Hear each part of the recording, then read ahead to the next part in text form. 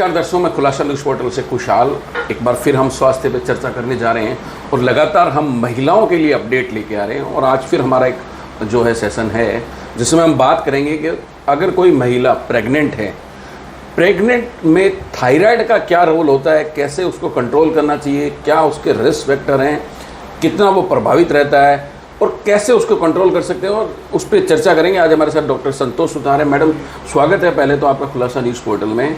हमारा एक सवाल है कि प्रेगनेंसी के अंदर, क्योंकि थायराइड की प्रॉब्लम कई बारी रूटीन रहती है, लोगों को होती है, लेकिन प्रेगनेंसी में अगर किसी को थायराइड है तो उसको कैसे कंट्रोल करें, उसके रिस्क फैक्टर क्या है या प्रेगनेंसी में उसका क्या प्रभाव पड़ सकता है, उसकी थोड़ी सी आप जानकारी दीजिए। मैं डॉक्टर संतोष सुतार। प्रेगनेंसी के अंदर यदि अपन प्रेगनेंसी प्लान करने से पहले बात करें तो थायराइड चेक करके ही प्लान करना चाहिए। थायराइड आता है तो उसकी मेडिसिन लेनी चाहिए। यदि फिर भी अपन प्लान करने के वक्त थायराइड की जांच नहीं करवाई तो प्रेगनेंसी पॉजिटिव आने के बाद थायराइड की जांच करवानी चाहिए। थायराइड आता है तो उसके अंदर प्रॉपर ट्रीटमेंट होता है। थायराइड दो तरह के होते हैं, हाइपरथायराइडिज्म एंड हाइपोथायराइडिज्म। हाइपोथायराइडिज्म में TSH की वैल्यू बढ़ जाती है। नॉन प्रेगनेंसी में 5 होता है, प्रेगनेंसी में 2.5 से ज़्यादा हो तो अपन मेडिसिन स्टार्ट कर देते हैं। इसके अंदर यदि अपन मेडिसिन स्टार्ट नहीं करते तो बच्चा गिर जाता है, एबनॉर्मल हो सकता है, उसका IQ यानी कि दिमाग कमज़ोर हो सकता है। तो इसलिए अपन थायराइड की जांच जरूर करनी होती है। दूसरा अपन बात करते हैं हाइपरथायराइडिज्म।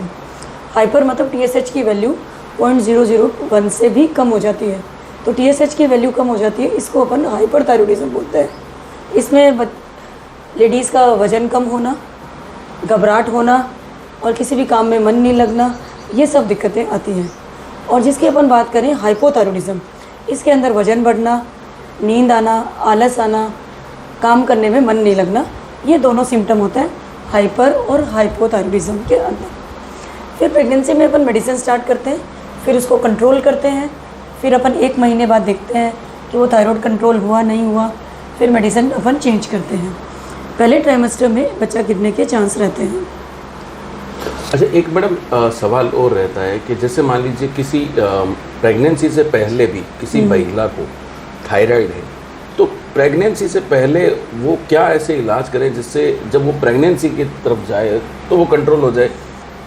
जैसे आज अपन बात करें, पुराने ज़माने में अपन प्लान नहीं करते थे, आजकल अपन प्री कंसेप्शन काउंसलिंग होती है, यानी कि बच्चा प्लान करने से पहले अपने को क्या क्या टेस्ट होने चाहिए, किस तरह से अपन हेल्दी बच्चा पैदा कर सकते हैं। तो इसके अंदर अपन थायराइड भी मैंडेटरी है।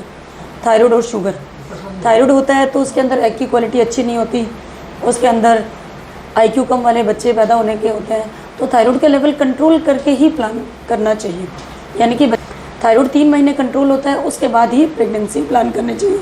तो हम महीने में एक बार प्री कंसेप्शन काउंसलिंग के सेशन रखते हैं, उसमें अपन लेडीज़ को इकट्ठा करते हैं जो प्लान करने वाले हों, उनमें क्या क्या टेस्ट ज़रूरी होते हैं, किन किन चीज़ों का ध्यान रखना होता है, तो ये सब उनको अपन टीच करते हैं।